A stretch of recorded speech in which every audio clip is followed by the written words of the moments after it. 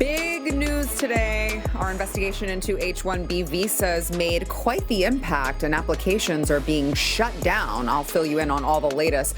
Plus, Nick Shirley is going to join me to talk about all the things that go into doing what he does and exposing fraud. You're not going to want to miss it.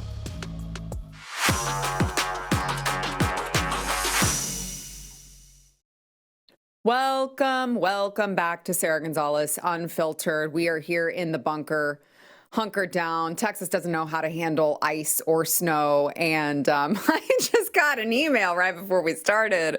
The school's closed again tomorrow. So, wow, we're going a little stir crazy in here. But I want to get to some good news. We did it. We are forcing the government to take action on these scammy H-1B visas. You guys are like, oh my gosh, you talk about this all the time. Well, guess what? Public pressure works. Let me read you Governor Abbott's latest press release here in the state of Texas. Governor Abbott launches investigation into H-1B visa abuse. Governor Greg Abbott today directed all state agencies and universities to freeze new H-1B visa petitions and launch a review of current H-1B visa program use. And I spoke with the governor's office today. They reached out to thank us for shining a light on the issue and said that it was crucial to getting this work done. And I want to read some of the letter that he put out, but I want to be clear here. Those of you who are grassroots activists in the state of Texas, I think that you have a tendency to not trust Governor Abbott. I would say I hear you, I understand, but we have to allow him to show us that maybe his intentions are not pure. Honestly, at this point, it doesn't matter to me as long as public pressure forces him to act. That, like, whichever way you get to the end result that you want, let's just try to push to get to the end result that we want. Okay, so he said, in light of recent reports of abuse in the federal H-1B visa program and amid the federal government's ongoing review of that program to ensure American jobs are going to American workers, I am directing all state agencies to immediately freeze new H-1B visa petitions as outlined in this letter. Now, he went on to say evidence suggests that bad actors have exploited this program by failing to make good faith efforts to recruit qualified U.S. workers before seeking to use foreign labor. In the most egregious schemes, employers have even fired American workers and replaced them with H-1B employees, often at lower wages, rather than serving its intended purpose of attracting the best and brightest individuals from around the world to our nation to fill truly specialized and unmet labor needs. The program has too often been used to fill jobs that otherwise could and should have been filled by Texans. So, what's happening next? He is suspending new H-1B visa applications at state agencies with leadership appointed by the governor or public institutions of higher education, which I'm going to circle back to here in a moment. But all of this is suspended until May of 2027, unless they have express written permission from the TWC, Texas Workforce Commission. And they're going to launch this big investigation into this. So these agencies are going to have to submit a report by March of this year identifying how many new and renewal petitions they submitted for H-1B visas last year in 2025, how many H-1B visa holders they currently sponsor, the country of origin of all of these H-1B visa holders, along with a bunch of other things. So, listen, again, I'm telling you, credit where credit is due. Let this play out. Let this investigation play out. Let them prove to us how far they are willing to go. This is step one of many different steps that need to take place in order for us to take our country back, in order for displaced American workers to be able to find work again. But I want you guys, a lot of you have been very frustrated. They're like, well, Governor Abbott needs to do more. What? That's just the statewide things. What about all of the other jobs here in the state that have been taken by H-1Bs? Well, the problem is that Governor Abbott can't actually put a blanket ban on the H-1B visas in private industry in the state. Like, he doesn't control what is happening in the private sector. He can only control what the state does at a statewide level for state positions. He can't control what the folks over at USCIS are rubber stamping, and then sending these people to go work in the private sector. It's a really big problem here in the state of Texas. You guys should look into if you have the same problem where your state is. Let me know. Let me know if your state sees similar numbers in the comments, and make sure, by the way, that you are subscribed, smash the like button, and comment and tell me what state you are in where you are seeing this type of like accelerated H-1B approval issues. In Texas, there were 4,000, actually, let me give you 2025. There were 41,571 beneficiaries or individuals approved for H-1B visas. That was across 6,137 companies. And I want you to look at these top 10 companies here, okay? Cognizant, Infosys Limited, Oracle, Cognizant, again, for some reason, I'm not sure why they're listed twice, Tesla, Charles Schwab, AT&T, KPMG, Hewlett-Packard, and Caterpillar. And just in those top 10 companies here, that's 12,911 jobs taken away from Americans, from Texans. None of those companies Greg Abbott has any control over. That is a private industry. That is the private sector. So the change that we are pushing for, while I am so happy with this, this latest in the state of Texas, the change needs to happen at the federal levels. And you wonder why these jobs have so many foreign workers. Let's take Cognizant, for example, the lead employer at the top of that list, the lead employer for shipping in H-1B workers. Their firm was found liable for intentional discrimination against a class of terminated non-Indian and non-South Asian employees. Let me read you from this. On October 4th, 2024, a California federal jury found Cognizant Technology Solutions engaged in a pattern or practice of intentional discrimination against a class of non-South Asian and non-Indian employees. Cognizant is a U.S.-based multinational IT consulting company, one of the country's top users of the H-1B visa, and the lawsuit was initially filed in 2017 by 3 U.S. citizens who identify as Caucasian. Are you understanding what's happening yet? The jury concluded that Cognizant engaged in a pattern or practice of discrimination favoring South Asians and Indian nationals, particularly those with visas. The thing is, guys, this is what they're doing.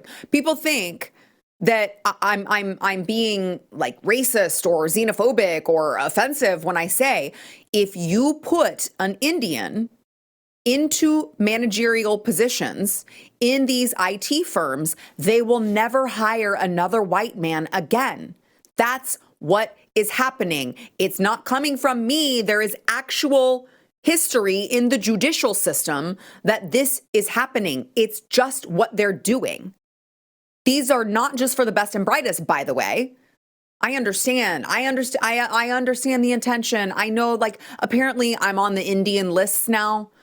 They're making videos about me on their news channels. They're like sending all of my videos through WhatsApp to their Indian friends that are still back in India that they're trying to find a reason to ship here. So if you're watching, get out of my state, get out of my country, first of all, but also just know we're on to you. Just know that while we understand the intention behind the H-1B, that it is supposed to be for the best and the brightest and the super skilled and this really unique, needs that a company has, they can't find it anywhere else. It turns out, let me give you a little piece from my Texas Scorecard Commentator show that I did that dropped earlier today. It turns out it's not just the best and the brightest that we're bringing out. What you are going to watch is going to shock you.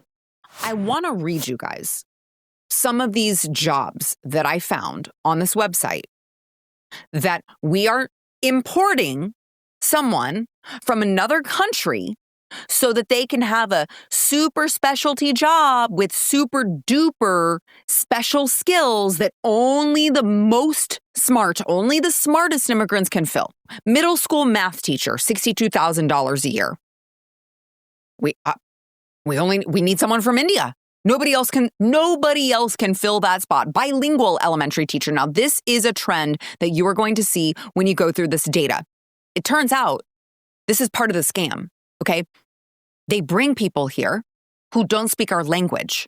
And then when they bring people here who don't speak our language, they need teachers to teach their children since their children don't speak the language. And then they get to bring in a bunch of H-1Bs because we need people who speak their language, and then it keeps going and going and going. And the more people they bring in, the more bilingual teachers they need. The more bilingual teachers they need, the more H-1Bs we're bringing.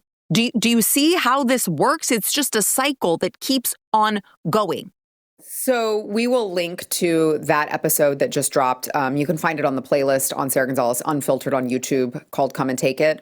But it just, I mean, when we go through the list of the petitions for these H-1B visa jobs, it's just, it gets so, it's shocking and it's infuriating. One of them was like an athletic trainer for Texas A&M. Oh, wow, really? We can't find anyone who can be an athletic trainer in our own state or in our own country. Get real.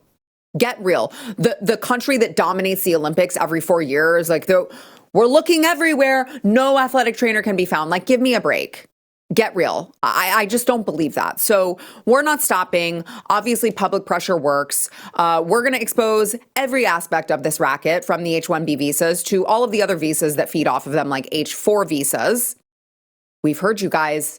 We're getting your emails. We're going through them. Now, we are getting a ton of emails, so give us some time to go through them. But it turns out, yeah, your spouse can just get a visa too. If you're on an H-1B, the kids too.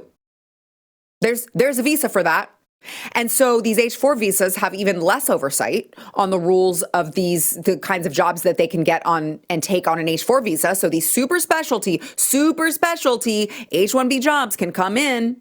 They can bring their families in on the H-4 visas. And then the H-4 visas can take even more jobs from Americans. You want to work at McDonald's? There's nothing stopping them in the criteria for the H-4 visa. There's nothing stopping them from doing that. The whole thing is a racket. We will be exposing all of it. And the end of this week, we will be in the field knocking on more doors. I know that terrifies all of the Indians who are watching all of my stuff now because they're very scared that they're about to get found out. Be scared. You're about to get found out. It's true. We're coming for you. SarahTips@blazemedia.com is where you can email us any relevant information that you think that we should know and look into. Now, I mentioned that we have these Indian news outlets that are paying real close attention to what we're doing, don't like it, try to conflate some of what's going on and some of what we're saying. They're like, well, it is true that you can register a business at a home. That's not what we're saying. That's not what we're saying the issue is. Of course, I realize you don't want to call out the fraud, but I want to play some of this Indian news outlet responding to the investigation. Watch. Sara Gonzales released a video that quickly went viral. She claimed some companies in Texas were abusing H-1B visa program. And for context, the H-1B visa program allows the US companies to hire skilled foreign workers when local talent is insufficient. One of the most dramatic moments in this video showed Gonzales knocking on the door of Hari Madiraju, the visa contractor for Qubit's tech system. Well, she asked if 12 H-1B workers had been hired and if they were working from his house. Feeling threatened, Hari called 911. I don't know if you guys caught that, but first of all, the Sara Gonzales was really funny. But also, they're like, you're so racist for calling out all Indians, which I'm not, by the way. You're so racist. And then what did they do? They just literally put a random picture of some white girl when they talk. Like, that's not me. That doesn't even look like, I'm so glad I have a side-by-side here. That doesn't even look like me. I don't, where did you get that? Where did that picture come from? That's not me. That's like a random AI, random white chick. Okay, guys. Okay. These are the super skilled people that we have to bring here. They can't even get the right picture. Oh, man. Another good thing to note is that the pressure campaign on H-1B visas, not just from me, but in general, there are a lot of people. There's a lot of online chatter. There are a lot of just regular citizens who are trying to get the word out. And of course, none of this would be possible without everyone working together. But it's having an impact because there are reports that interviews for H-1B visas in India have been pushed back until 2027. Ooh. Yeah, and you know what else? I was perusing the Reddit H-1B boards, and it turns out they're very upset about that. They think that they should just be allowed to come in whenever they want. They don't like waiting. They don't want to have to wait to exploit our system.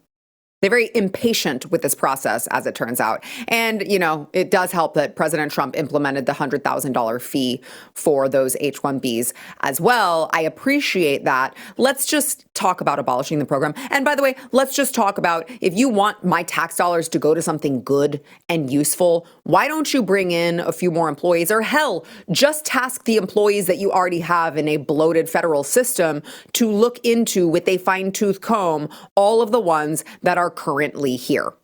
All of the ones that are currently here. Now, I also want to point out, in this Indian news thing, whatever it is, they're like, the H-1B system is there to hire all these amazing Indians when local talent is insufficient. And then she went on to say this. Well, the Trump administration have made the H-1B visa very risky. High fees, blocked renewals, social media checks, and interview delays. Well, imagine traveling to India for your visa and being stuck there for months away from home and family, especially your work.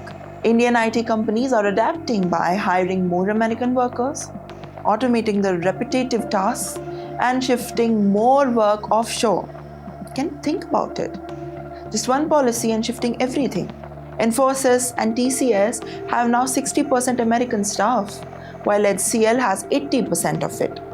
And automation is helping to reduce the reliance of H-1B visa. Maybe exactly what Trump administration wanted. Hold on, ma'am. First of all, I could only understand about 25% of that. Second of all, if you're able to automate your jobs can just be automated now, why would we import anyone here in the first place? We can just give Americans jobs for American companies and then do the automation, but none of that should involve importing a foreign worker here. You're disproving what you think that you're proving. I don't want you to think that I'm just all about problems either, okay? I understand it can feel a little bit like, okay, Sarah, like you're just complaining about something, but what is your solution? Well, I want to just tell you guys, go over to theblaze.com and read the op-ed that I wrote. It's called America Should Eliminate the H-1B and Replace It with This. And what the this is, go read it. No, I'm kidding. I'll tell you. The EB-5 visa, because the EB-5 visa actually is an investment in America. It's an investment in the American economy. It's an investment in American workers. And the EB-5 says, okay, if you would like to invest $1 million into creating a new American company, and you are able to give 10 Americans permanent full-time employment, so you're investing in our economy, you're investing in American jobs, you're investing in American workers, then you can come in. We will allow it. But we should no longer allow, go check that out on theblaze.com, but we should no longer allow foreign workers to just come here and displace us, not assimilate, buy up a house, put like 3 generations in there, and basic supply and demand says now your costs go up. Why do you think young people can't afford a home? So I'm just saying, I'm all for solutions. I think that we can always look at bringing in someone who is going to benefit our country, but that's not what the H-1B has turned into, and we need to blow the whole thing up. We will have much more on that. And I heard word on the street is that the Indians are very scared because, as it turns out, they're the ones who are doing most of the fraud. All right. Make sure that you are subscribed also to my new YouTube channel, Sara Gonzales TX. It is at Sara Gonzales TX over on YouTube, where we are posting all of these exposés. You're going to miss it if you're not subscribed to that YouTube channel as well. So make sure that you go check out the new one. I want to thank our sponsor this segment, Cowboy Colostrum. So if you're looking at 2026, thinking, I just want to feel better. I want more stable energy. I want better digestion. I want healthier skin and hair. This is one of those foundational things that is worth paying attention to. Cowboy Colostrum makes the highest quality bovine colostrum available in the United States. They source it entirely from American grass-fed cows and produced right here at home. There's no H-1B cows in Cowboy Colostrum.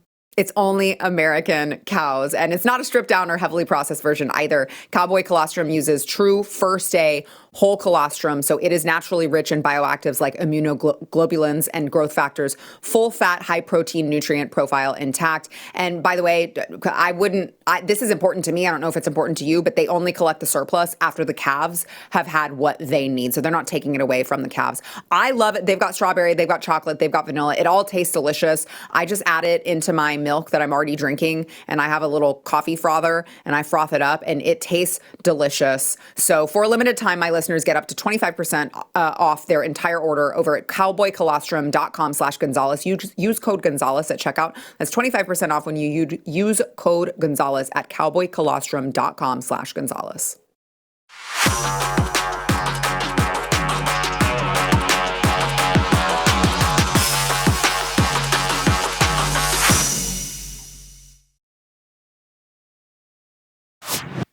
It's actually really wild when you look at the trajectory of what is happening in Minneapolis right now, and you look at the ICE presence, and you look at the rioting, and you look at this coordinated, high-level coordinated effort to prevent ICE from doing their jobs, and you track that trajectory back to when one YouTuber armed with an iPhone set out to expose rampant fraud in the city. It's like actually mind-blowing how crazy the trajectory of this issue has been. And joining me now is that YouTuber himself, Nick Shirley. And I will just say, Nick, you call yourself a YouTuber. I would say you're quite the independent journalist. And I want to start by asking, did you ever think in a million years that you going out there with an iPhone would create the snowball that this has led to? Yeah, it's a good question because I knew it was going to make a difference, but to this level, I think what you saw was kind of unprecedented as far as the reaction that it caused, not just within the population, but also within inside of the government. As far as I'm sending in even more investigators, and they also sent in just more everything in general. I mean, ICE was already there, but they sent in more ICE. They sent in, like I said, more investigators, and all of the above to kind of go in. Really attack this fraud that's been taking place. Yeah, it's been really incredible to watch the response from not just the administration, but just from the country itself. Why did you want to, what made you decide to want to go out there and start exposing this fraud? I think we're all just sick and tired of seeing tax dollars go to waste. And so I heard about the fraud taking place back in last June. And from that point on, I knew that it was a big issue. So I was just waiting and doing my own due diligence to make sure that when I do go, that I was going to be able to make the best video possible to show the fraud that was taking place. And so that's kind of why I did it, just to show that what's happening is true and to tell people and show people that, yeah, our tax dollars are being wasted. And we always hear about the fraud taking place, but we've never actually been able to see it with our eyes. And so I think that's why the video did so well as well, because people were really actually able to see that fraud with their own eyes. And that's something that surprised me as well when we went out and did that video. Yeah, there really is something to people not really believing it, not really allowing it to sink in until they see something put forth right in front of them. Take, for instance, like I did a lot of exposés on the drag queen story time hours and the all ages drag shows that were happening here in the state of Texas. And I think a lot of people, they don't realize it. And there is something about just having it put right directly in front of them that really, really hammers the point home, where they can no longer go, yeah, but how much is it really? Yeah, but how much fraud is actually happening in Minneapolis? And you're like, oh, it turns out a whole hell of a lot. And so as you've been uncovering this fraud over in Minneapolis, obviously, your safety is now at risk here. Everyone in America knows who you are, seemingly overnight, which I do want to ask you about, because that's like that must be totally insane for you and your family to have to worry about. But you're not backing down. You're continuing to go out there. And I want to just play for the audience that this is the kind of response that you are getting from the Somali community. Watch. You want to sacrifice the safety of 80,000 people because of fucking 2,000 providers? Are you fucking mad? Are you stupid? I'm not stupid. You're stupid. Where's the transportation company? What about if a mass shooting happens in Minnesota? It will be because of you. Hey, what's up? What you got going on, man? Hey. You keep the false narrative that you be going on. It's a nonsense. You should get in your car because you should not be doing that, right?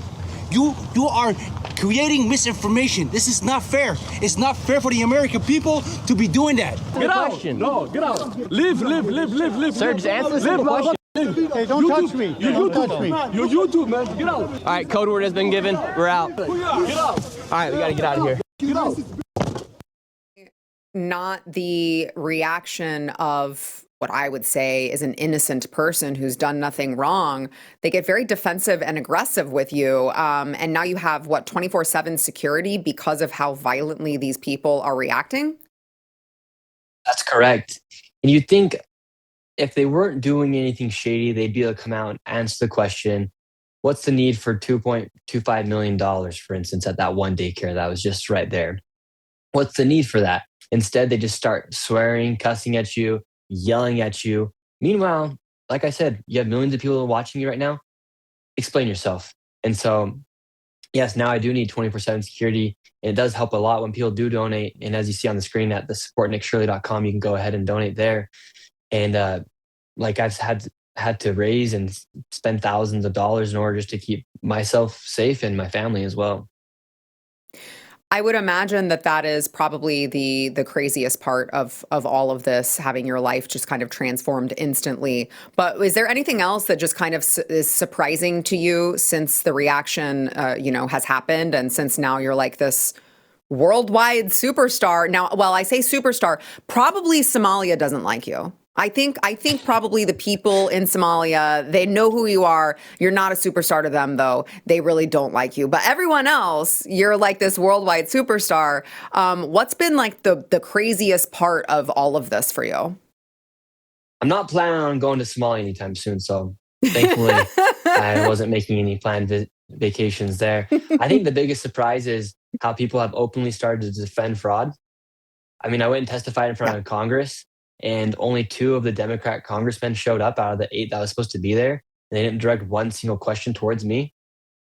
Wow. Because they know the fraud's happening. And so these people are literally gotten to the point where they're defending fraud, or to the point where they don't even want to speak out against the fraud because it's happened inside of their own areas or the areas that they represent. Wow. Yeah, it really is very telling that the Democrats are now running on a platform of like, we want to protect the fraudsters. Again, I go back to your video is really what kind of transformed Minneapolis overnight, because you went out there, you exposed the fraud. It all happened to be within the Somali community. That's not your fault. That doesn't make you a racist. That doesn't make you a xenophobe. It's just true. It's just the facts. And so you go out there, you expose it. Then this creates this firestorm. Then you've got the ICE agents going out there, more of them going out there. And now we see what all that has transpired to. But I mean, I'm sure you get called a racist a lot. I heard the guy in that video say, you're just spreading misinformation. You're just spreading misinformation, and you're making it a dangerous situation for them. What is your reaction to rhetoric like that? If there was any other race outside of those buildings, they would have got filmed as well. It just happens to be that 89% of the fraud that has been committed and charged inside Minnesota is by Somalians. So by no means am I a racist. By any means, I'm just a fact teller and a truth teller. And so, I mean, that's a way that they're going to try to deflect on the issue when it comes down to it. But at the end of the day, everyone needs to stand their own ground, stand on business, and speak a fact for a fact and the truth for the truth, and not be scared to be called those things as long as you know you're doing the right thing. Yeah, absolutely. For those who hadn't heard of you before, you've been doing this a while, actually. Some of the other videos that you've done, inside CCOT, the mega prison full of deadly gangsters, you infiltrated Rio, Brazil's most dangerous gang. You took on Antifa in the streets of Portland, went inside the largest crackdown of MS-13 gang members. Nick, I have to believe that your mom worries about you sometimes. I think she does too. I think my grandma worries the most, though. That's the most concerning one. Wait, who? My grandma. Oh, your poor grandma's like, Nick, do you have to go inside the Rio, Brazil's most dangerous gang? Like, is that a thing you have to do? I know, right? Is it stuff I need to do? No, but I mean, do I find it entertaining and do I think people will like it? Yes. And I think it is important because it's so crazy. For instance, like Rio, for example, most people have no idea that that's how people live. And the prisons in El Salvador as well. No one knows how bad a country could get until it gets to the point where they have to put people inside of these prisons in order to make the country safe. So what I try to do is I try to show like world issues, whether it be with gangs in Brazil or prisoners inside El Salvador or Somalians committing fraud inside of Minnesota. And you'll see I'm going to a new location this week, and I'm not going to say too much about it, but you're going to see massive and open, blatantly fraud taking place in other parts of the country as well. Wow. Well, so what with all of these other things that you've done, you obviously have no problem putting yourself in harm's way, I would say, or at least taking risk, I would say. You are risking bodily injury to put yourself out there and get the videos and show people what's happening. Where have you felt the most danger? Like, where did you, what was it, the Somali community? Was it going into Brazil? Like, where did you feel like, oh crap, this actually might be kind of dangerous?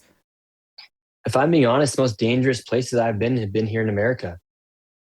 Wow. Whether it be the Antifa in Portland, Oregon, where a DHS officer had to put a laser on top of the guy because he said he was going to quote unquote smoke me, or the streets of Kensington and Philadelphia, where a man told me if I were to walk one more block, they were going to shoot me.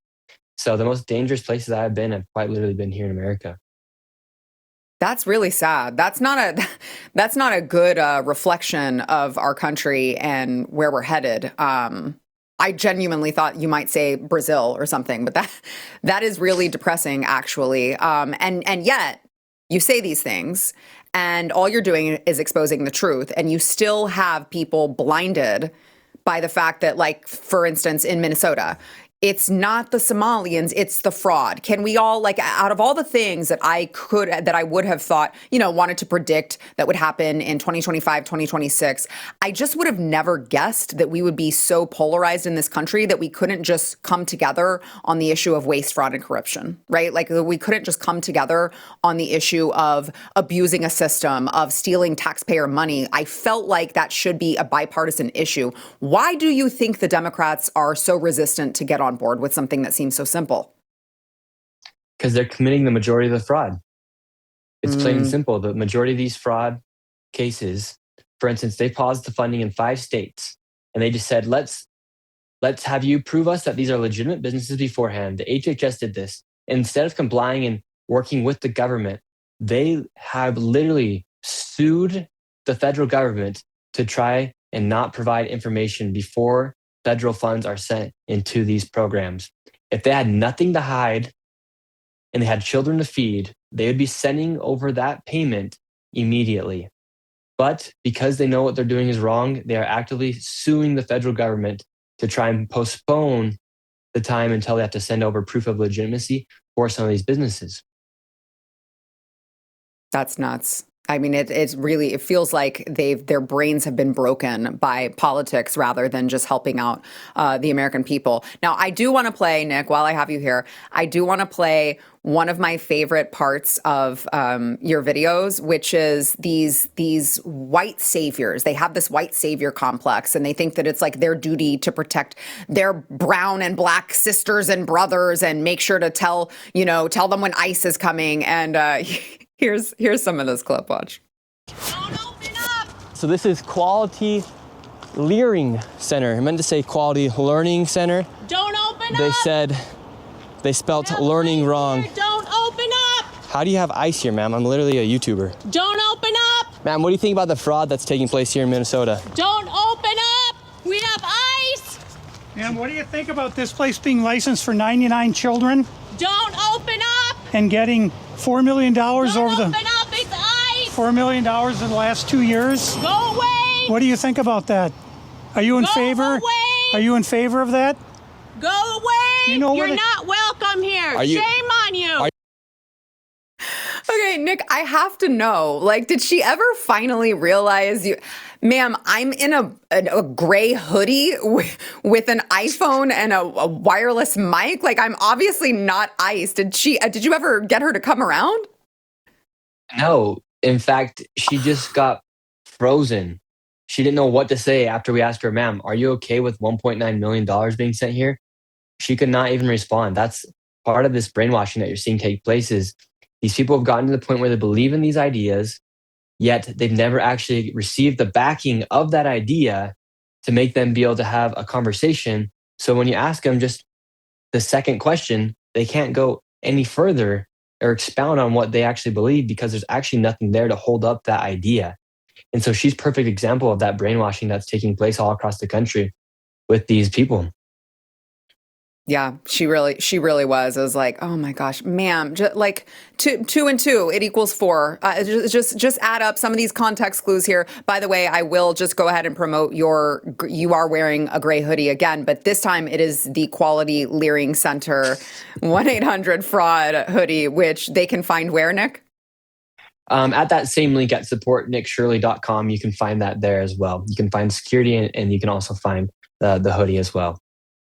So if you want to donate to help Nick's security fund, but you also want a really funny hoodie, then make sure to go to supportnickshirley.com. Another reason that they should definitely support you is because you did the great service to America of single-handedly ending Tim Walz's career as governor. I mean, just like that, like you have Nick Shirley to thank for that, actually. And he seems a little salty. He is not letting that go. Like a woman on her period. He's not going to let it go. He's going to come back and you guys are going to have an argument in 10 years and he's going to be like, yeah, but that one time you ended my career as governor. And he's still taking shots of you in the media. Watch.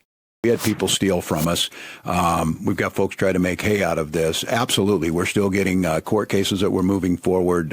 We've got a lot of folks that have now, I think, put those program integrity pieces in place. I'm feeling really good about that.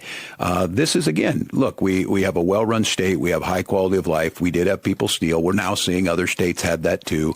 But I said I didn't run to be called the governor. I ran to do the job. That's what I'm doing right now, and I'm really proud.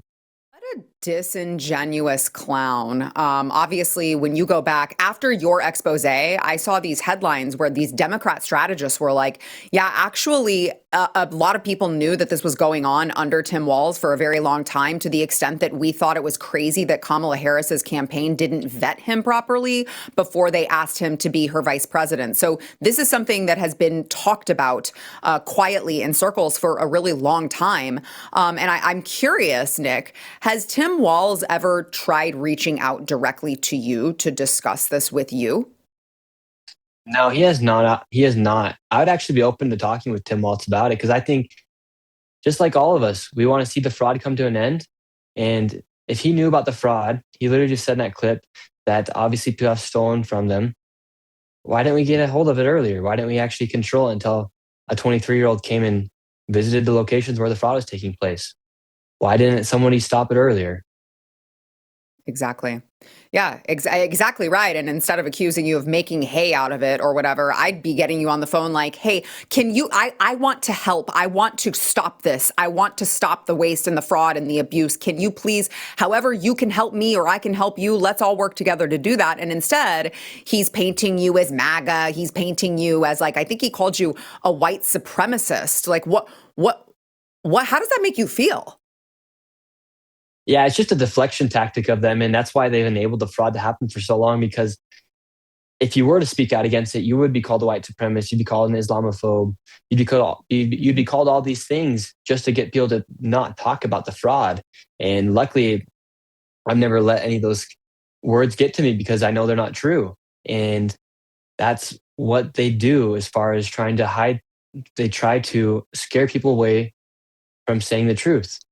And so that's just one of their tactics that they do in order to try and control the narrative. Yeah, you're absolutely right. And that's happened to me as well in some of the work that I've done in the past. But I do kind of want to talk about the Nick Shirley effect, because I will say I just got a great compliment. What was it? Friday, maybe? I went on Alex Jones' InfoWars, and he told me that I was the Nick Shirley 2.0. And I was like, okay, I'll take that. I'm great with that, actually. It's a great compliment. What we did, I don't know if you saw, but you were kind of an inspiration for my team and I to just go, you know what? We'll just go knock on some doors. We'll just go ask some questions with regard to the H-1B visas that are being handed out like candy here in this country, and particularly here in the state of Texas. And I didn't face the level of harassment and danger that you faced, but I did, knock on some doors. I had 911 called on me because I literally asked a question about some guy's business. And it's been really interesting watching the defensiveness of these people who claim that they're just super innocent and not doing anything wrong. And it's been really interesting seeing, like, public pressure works, exposure works. And I just mentioned earlier in the show, we just had the governor of Texas freeze H-1B visas at the statewide level. I had them texting me saying, like, thank you for your report, because it was very helpful with this. So I want to encourage the viewers. You can do this. Anyone can do this. You can take an iPhone and go knock on some doors. You can go do some research on your computer and find out what you want to expose, and you can be empowered to do this. So do you have any advice to people, like what areas maybe they could be looking into? What if people want to get involved at that level and be a citizen journalist, what would you tell them?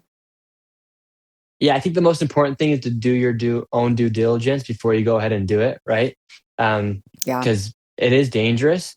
And then if you see something suspicious, do your own investigation. Look at the records from the states that you live in, because all that information should be there. And if it's not there, you should be able to ask, because it should be public information in most cases. Yeah, you're absolutely right. I know you kind of teased that you're doing something. You're dropping it, or are you doing it? Like, have you already shot it yet? Not yet, but it's all set in place. So you're going to done, actually so shoot it. Should be interesting. Nick, you're not even going to give us a hint, Nick? Well, you'll be surprised. You'll be surprised. Okay, well, I can't wait for everyone to I don't want to blow my cover. I'm going tomorrow, so I don't want to blow the cover. Sure. Yeah, no, I get it. I get it. I was like, I just want just a little hint, but that's okay. I understand. You mentioned that you were in Congress testifying, which was amazing. I was so happy to see you there. You were, during your time in D.C., you did stop by to give Ilhan Omar a special gift. I think we have a clip of that. Let's watch. All right, so right now we're outside of Representative Ilhan Omar's office. We're trying to give her a Quality Layering Center hoodie. Let's see if she's here. Hello. Is Representative Omar here?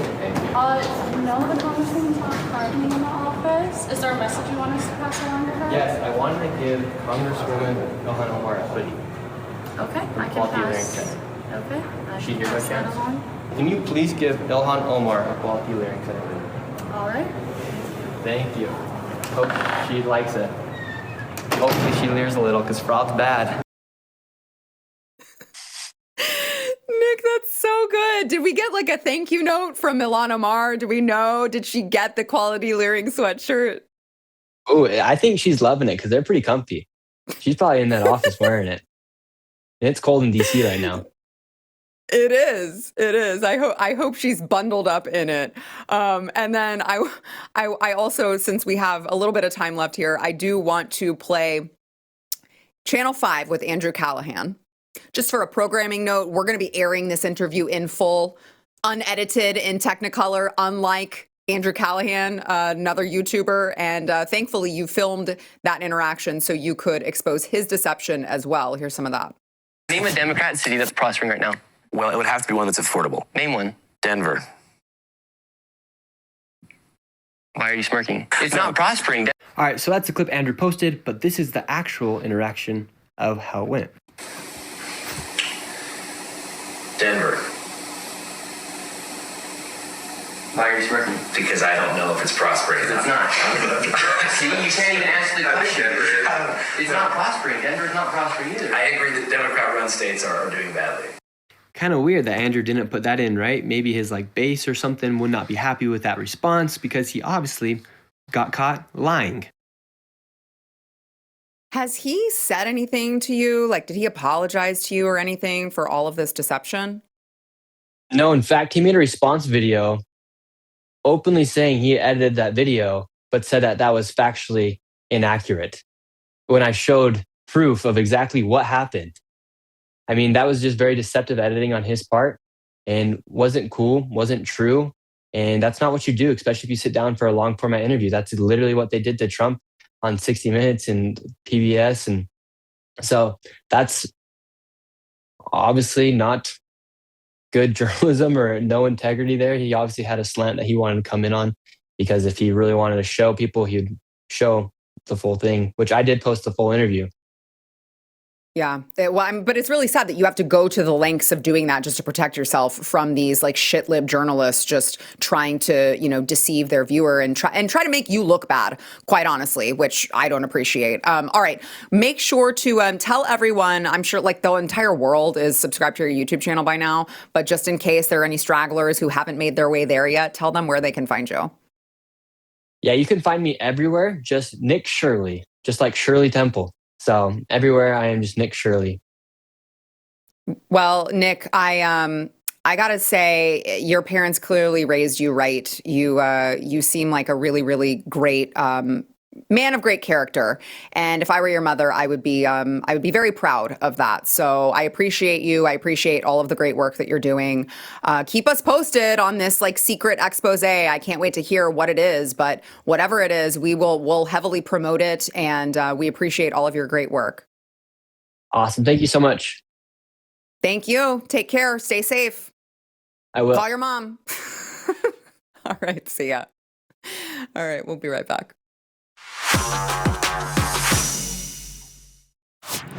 Well, I'm hoping to be back in studio tomorrow, but I don't know. That all depends on the sun. I am now at the mercy of the sun. So we'll see about that. Remains to be determined if the sun would like to come out and melt all of the ice on the roads. But until then, now's the time to support your local ice raids. Make sure you go get your merch. What do you think the illegal is going to do when you show up sporting your Support Your Local Ice Raids hoodie? SaraMerch.com is where you can get that, along with make sure that you stock up on all of your makeup. You can do that by going to AmericanBeautyBySara.com. I am wearing Freedom Fighter right now on my lips, but whatever the case may be, skincare, lipstick, bronzer, we've got you covered at AmericanBeautyBySara.com. You will be supporting a great patriot as well. And who knows what's to come, but either way, we will be back with you either here or there tomorrow. We'll see you then.